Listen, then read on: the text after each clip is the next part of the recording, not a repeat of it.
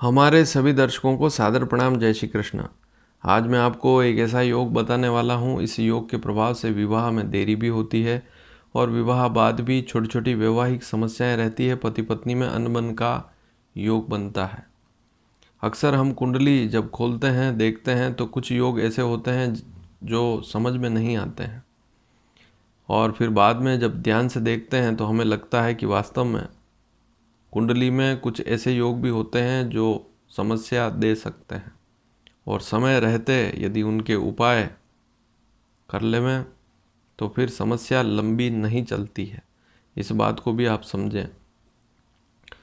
तो इस योग के प्रभाव से रिश्ते अनेक आएंगे, आते रहते हैं, मिलान भी आप देखते रहते हैं, लेकिन बात पक्की नहीं होती है। विघ्न आते रहते हैं और व्यक्ति भी परेशान रहता है कि आखिर ऐसा क्यों हो रहा है।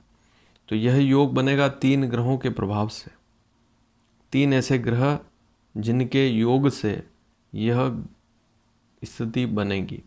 अब वैसे तो योग 3-4 प्रकार के होते हैं। जैसे आप कुंडली में देखते हैं कि 2 ग्रह 3 ग्रह एक साथ बैठे हुए होते हैं, वह भी एक योग है। 2 ग्रह एक दूसरे की राशि में बैठे हों, वह भी एक योग है। 2 ग्रह एक दूसरे को देखते हैं, वह भी योग है। और कोई एक ग्रह किसी दूसरे ग्रह को देख रहा है, तब भी वह योग ही है। तो आज मैं बात करूंगा दृष्टि की। ग्रहों की जो दृष्टियां हैं वे इतनी खराब होती है कि उससे विवाह में देरी होती है। तो सबसे पहले तो मैं आपको बता दूं 2 ग्रहों के बारे में, शनि और राहु। शनि की दृष्टि कौन कौन सी होती है? तीसरी दृष्टि, 7वीं दृष्टि और 10वीं दृष्टि। शनि जहाँ पर भी बैठा हुआ है, कुंडली के किसी भी भाव में शनि बैठा हुआ है, वहाँ से जिस भाव में शनि बैठा हुआ है, कोई भी ग्रह हुआ, वह जहाँ से देखता है, जहाँ जिस भाव में बैठा हुआ है वहीं से दृष्टि डालता है। तो शनि जिस भाव में बैठा हुआ है वहाँ से, उस भाव से गिनना पड़ेगा और वहाँ से दृष्टियाँ गिनते हैं। जैसे उदाहरण से समझ लें, यहाँ पर जैसे कुंडली है और मान लीजिए इस कुंडली में शनि 9वें भाव में बैठा हुआ है, मान लीजिए, तो शनि वहाँ से तीसरी दृष्टि 11वें भाव पर रखेगा। 9वां भाव, 10वां भाव और 11वां भाव 3 बार गिनना पड़ेगा। 7वीं दृष्टि तीसरे भाव पर रखेगा, क्योंकि 9वां भाव, 10वां भाव, 11वां भाव, 12वां भाव, लग्न, द्वितीय और तृतीय 7 बार गिनना पड़ेगा। तो शनि 7वीं दृष्टि से तीसरे भाव को देखेगा। और फिर शनि की 10वीं दृष्टि, तो शनि अपनी 10वीं दृष्टि से 6ठे भाव को देखेगा। तो 9वें भाव से आप गिनते चले जाएं, 6ठे भाव तक चलेंगे तो 10 बार आपको गिनना पड़ेगा। तो शनि की तीसरी, 7वीं, 10वीं दृष्टि होती है। अब राहु की बात करें। राहु जहाँ पर भी बैठा हुआ है वहाँ से वह 5वीं, 7वीं, 9वीं दृष्टि रखेगा। तो जैसे मान लीजिए किसी कुंडली में राहु दूसरे भाव में बैठा हुआ, आप ध्यान से देखें, इस कुंडली में मान लो राहु दूसरे भाव में बैठा हुआ है, तो वहाँ से वह 5वीं दृष्टि से 6ठे भाव को देखेगा। दूसरा भाव, तीसरा भाव, चौथा भाव, 5वां भाव और 6ठा भाव। तो 5 बार गिनना पड़ेगा आपको। 2, 3, 4, 5, 6। 5 बार जैसे ही गिनेंगे तो 5वीं दृष्टि आपको पता लग जाएगी कि 6ठे भाव पर राहु की दृष्टि है। राहु अपनी पूर्ण 7वीं दृष्टि से 8वें भाव को देखेगा। तो दूसरे भाव से 7 बार गिनेंगे तो 8वां भाव आ जाएगा।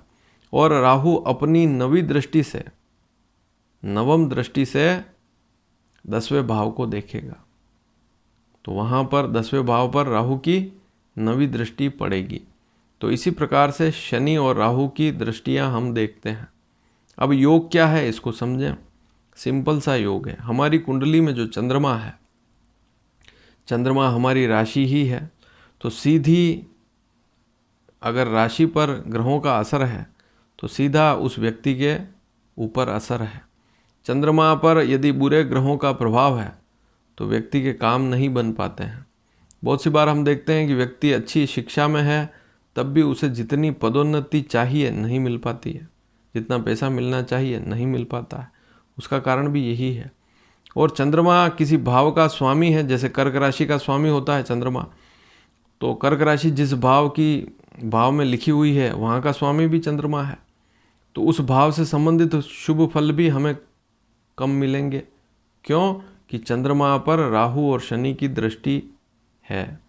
तो आज का विषय यही है कि चंद्रमा पर राहु और शनि दोनों की दृष्टि एक साथ हो, राहु की दृष्टि भी हो, शनि की दृष्टि भी हो। अब दृष्टि का सीधा संबंध है कि जैसे मान लीजिए चंद्रमा पर शनि की 10वीं दृष्टि है और मान लीजिए राहु की 5वीं दृष्टि है, तब भी योग वही बनेगा। तो दृष्टि कैसी भी हो सकती है, जरूरी नहीं कि दोनों की 7वीं दृष्टि ही हो या दोनों की अन्य कोई दृष्टि तो होती ही नहीं है, दोनों की 7वीं दृष्टि हो ऐसी स्थिति जरूरी नहीं है। शनि की 10वीं दृष्टि हो चंद्रमा पर या राहु की 5वीं हो, या राहु की चंद्रमा पर 9वीं दृष्टि हो, शनि की चंद्रमा पर 3री दृष्टि हो, कुल मिलाकर दोनों ग्रहों की दृष्टि चंद्रमा पर हो। जैसे आप उदाहरण से समझें, इसी कुंडली में मान लीजिए आप लिख लेवें, किसी पेज पर उतार भी सकते हैं, आप चाहें तो कोई कुंडली बना लेवें, लग्न कुंडली ही देखनी है, अन्य कोई भी कुंडली नहीं देखनी है, चाहे लड़का हो चाहे लड़की, किसी की भी कुंडली में इस प्रकार का योग है तो विवाह में देरी होगी और विवाह बाद भी समस्या रहती है। जैसे मान लीजिए चंद्रमा लग्न में बैठा हुआ किसी कुंडली में, चाहे किसी भी राशि में हो, चंद्रमा लग्न में है।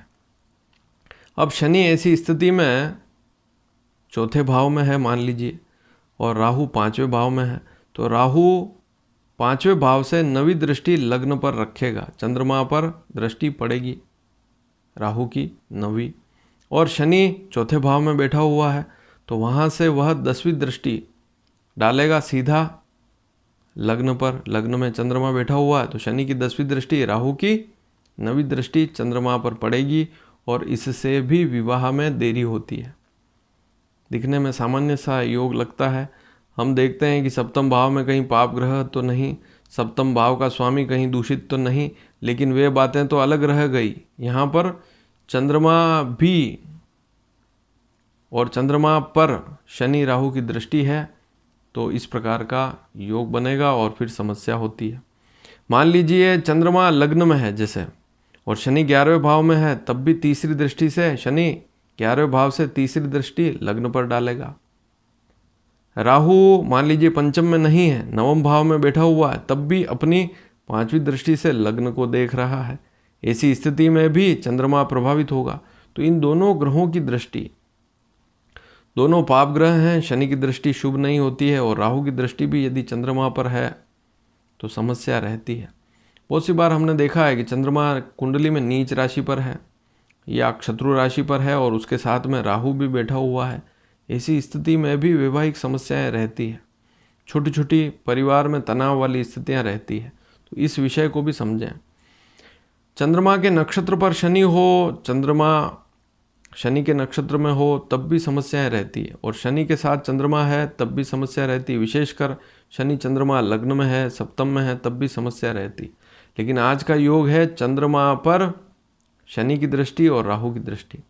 जैसे एक स्थिति और समझ लें, मान लीजिए आपकी कुंडली में चंद्रमा 2रे भाव में है और शनि 8वें भाव में है, तब भी 7वीं दृष्टि से देख रहा है, और राहु मान लीजिए आपकी कुंडली में 6ठे भाव में है, तो यह स्थिति और ज़्यादा खराब हो गई।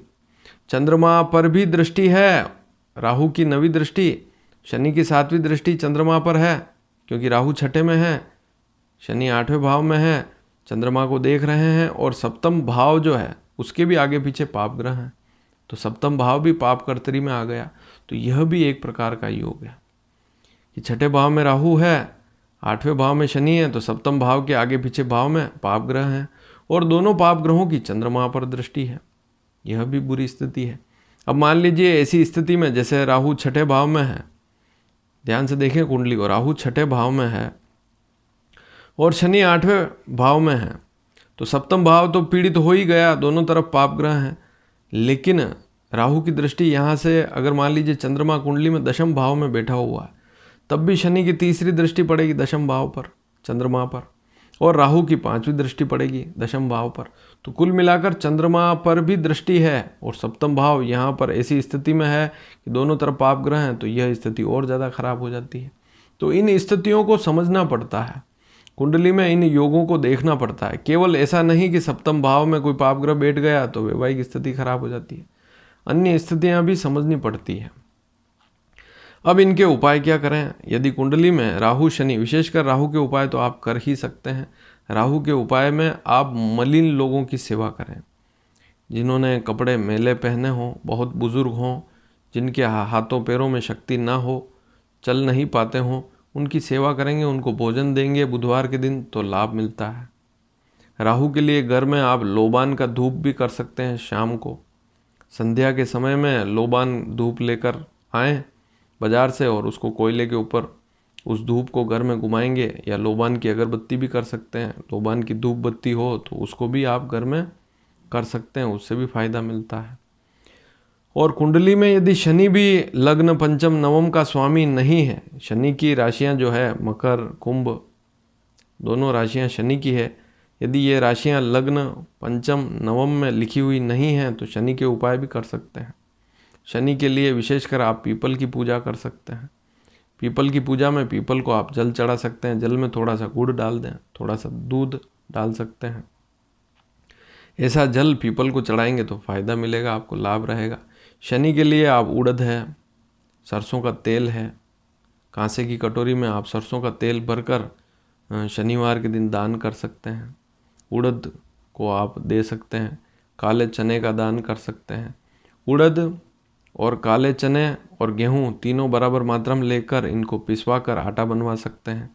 उस आटे की गोलियां बनवा कर गीला करके गोलियां बनाएं और मछलियों को डालेंगे तब भी लाभ मिलता है। तो ये छोटे छोटे उपाय करते हैं तो आप लाभान्वित होते हैं।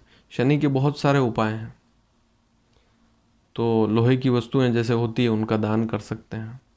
घर में कोई आलतू फालतू चीज़ें पड़ी है, बंगार पड़ा है, तो उसे आप घर से निकाल दें, बेच दें तो ठीक रहता है। पुराने कपड़े हैं तो उनको आप दे दें, जो आपके काम नहीं आ रहे हैं तो उनको भी देते हैं तो आपको लाभ मिलता है। तो ये छोटे छोटे उपाय करेंगे तो आप लाभान्वित होंगे। और फिर चाहें तो वैदिक मंत्र हैं राहु और शनि के, उनके जाप आप पंडित जी द्वारा, आसपास में कोई पंडित जी हो तो उनके द्वारा भी करवा सकते हैं, लेकिन वह बड़ा खर्चा है। छोटे छोटे उपाय करते हैं तब भी लाभ मिलता है। तो राहु शनि के उपाय करते हैं, और राहु शनि की दृष्टि चंद्रमा पर है तो ऐसी स्थिति अवश्य देखें, कुंडली को ध्यान से देखें और उनकी दृष्टियों को समझें। और यह जानकारी आपको अच्छी लगी हो तो शेयर भी करें, और हमारे चैनल को सब्सक्राइब करेंगे तो आने वाले समय में और भी महत्वपूर्ण जानकारियाँ आप तक समय पर पहुँच पाएगी। धन्यवाद। जय श्री कृष्ण।